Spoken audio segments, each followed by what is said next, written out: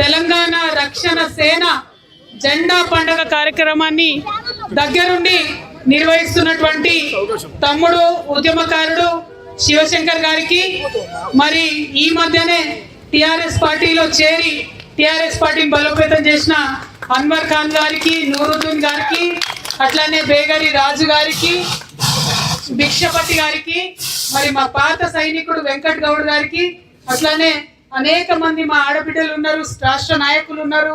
ప్రతి ఒక్కరికి పేరు పేరున హృదయపూర్వకంగా నమస్కారాలు. మా నాగేష్ గారికి, విష్ణు గారికి, వినో గారికి అందరికీ కూడా నమస్కారాలు. మరి ఇవాళ తెలంగాణ రాష్ట్రంలో ఒక కొత్త రాజకీయ శక్తిగా మనం తెలంగాణ రక్షణ సేన పుట్టుకొని వచ్చినాం. ఎందుకంటే ఏ లక్ష్యాల కోసం అయితే తెలంగాణ తెచ్చుకున్నామో ఆ లక్ష్యాలు సాధించుకోలేదు కాబట్టి వాటిని సాధించుకోవడానికి, తెలంగాణ ప్రజల హక్కుల్ని పరిరక్షించుకోవడానికే రక్షణ సేన వచ్చింది. మరి ఇవాళ మనం మొయినాబాద్లో ఉన్నాం, చేవెళ్ళలో ఉన్నాం. పక్కకే ఒక 10 కిలోమీటర్ల దూరంలో 100 కోట్ల ఎకరం పోతుంది. తెలంగాణ వస్తే 111 జీవో ఎత్తేస్తే మాకు కూడా మంచిగా అవుతుంది, లాభం అవుతుంది అనుకుంటే ఇప్పటి వరకు కూడా 2 ప్రభుత్వాలు మారినా అందరూ ఎన్నికల ముందు వచ్చి చెప్పిపోయేటోళ్ళే కానీ ఎవరు కూడా 111 జీవో ఎత్తేయలేదు. మరి ఇక్కడ చుట్టుపక్కలంతా కూడా ఆకుకూరలు అమ్ముకునే రైతులు ఉంటారు, హైదరాబాద్ మీద ఆధారపడి జీవించే రైతులు ఉంటారు.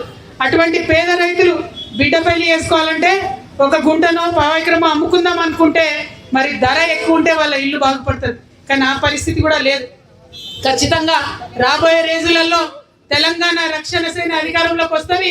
మేము అధికారంలోకి వచ్చినాక 111 జీవోని 120 గ్రామాల్లో ఉన్నటువంటి 111 జీవోని తొలగిస్తామని చెప్తా ఉన్నాం.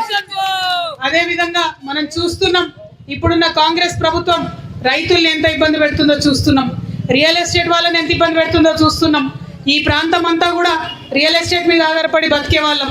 ఇప్పుడు వచ్చిన గుంపు మేస్త్రి గారు ఏమన్నాడు, నాకేమి రాదు, ఒక్క రియల్ ఎస్టేటే వచ్చు అన్నాడు. ఆ ఒక్కటే నిలబెడతాడు అనుకుంటే ఆయనతో ఉన్నది కూడా ఊడగొట్టేసి, అంతే కదా. మరి ఇవాళ ఆయన మీద పోరాటం చేయాల్సినటువంటి అవసరం ఉన్నది. దానికోసం ఈ చేవెళ్ళ మొయినాబాద్ లో ఉన్నటువంటి సైనికులందరూ కూడా సిద్ధంగా ఉండాలని ఈ సందర్భంగా పిలుపునిస్తా ఉన్నాం.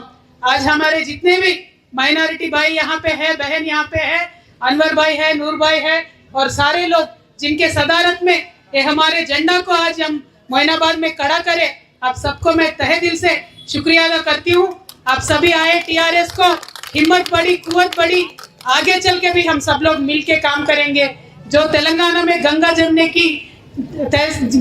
की तहजीब है उसको बरकरार रखते हुए हमारे फिजा को खराब करने वाले जो भी ताकतें आ रहे हैं उन सबको कड़े से कड़े जवाब देते हुए हमें भाईचारगी बनाए रखना है, हमारे डेवलपमेंट के लिए काम करना है, हमारे सभी के तरक्की के लिए काम करना है. अभी ईद गुजरा है और ईद में मुझे लगता है कि आप सबके दुआ भी जरूर कबूल हो गए होंगे. अब सबके जिंदगियों में रोशनी भी आएगा, तेलंगाना रियासत में भी रोशनी आएगा, ऐसा मैं मानती हूँ. मल्ली తెలంగాణ బిడ్డలందరికీ కూడా, మా ఆడబిడ్డలకు ముఖ్యంగా నేను చెప్పేది ఒకటే, అందరూ చెప్పిండ్రు తెలంగాణ వస్తే మన బతుకులు మారుతాయని. కానీ ఆడవాళ్ళ కోసం ప్రత్యేకమైన ఆలోచన ఎవరు కూడా చేయలేరు. నేను మీ చెల్లెగా, మీ అక్కగా, నేను ఆడబిడ్డగా ఒక పార్టీని స్థాపించడం జరిగింది. మీ అందరి ఆశీర్వాదం ఉంటే ఇప్పుడు అందరూ చెప్తున్నట్టు కాకుండా నిజంగానే ఆడబిడ్డల జీవితంలో మార్పు వచ్చేలాగా మీ చెల్లెని కాబట్టి మీ బాధ నాకు అర్థమవుతుంది కాబట్టి మీకోసం తప్పకుండా ప్రయత్నం చేస్తా అని నేను తెలియజేస్తా ఉన్నాను. మరి మా యువ మిత్రులు ఉన్నారు, వాళ్ళు కూడా చదువుకుంటే వెతికితే ఉద్యోగాలు రానటువంటి పరిస్థితి ఉన్నది.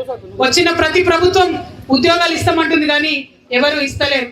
కానీ రేపటి నాడు తెలంగాణ రక్షణ సేన ఖచ్చితంగా అధికారంలోకి వస్తుంది. వచ్చిన తర్వాత 2 లక్షల నుంచి 20 కోట్ల వరకు కూడా మీరు ఏ వ్యాపారం చేసుకున్నా మీకు బ్యాంకులతో సంబంధం లేకుండా, ఏం గ్యారెంటీలు లేకుండా రుణాలు ఇస్తాం. ఇళ్లలో ఉండేటటువంటి మా యువ మిత్రులందరి గౌరవాన్ని కూడా కాపాడతామని ఈ సందర్భంగా తెలియజేస్తున్నా.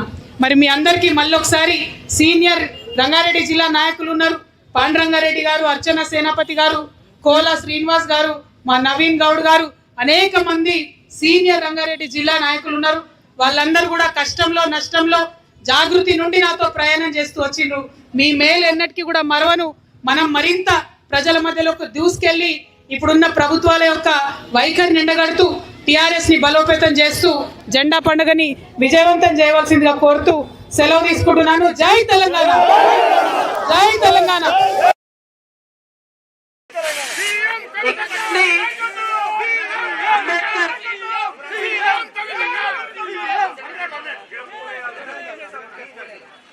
ముందుగా మహానుభావుల పటాలకు పూలేసుకో, తర్వాత అంబేద్కర్ జయశంకర్ స్టాచ్యూకి మనము పూలమాలలు వేసుకొని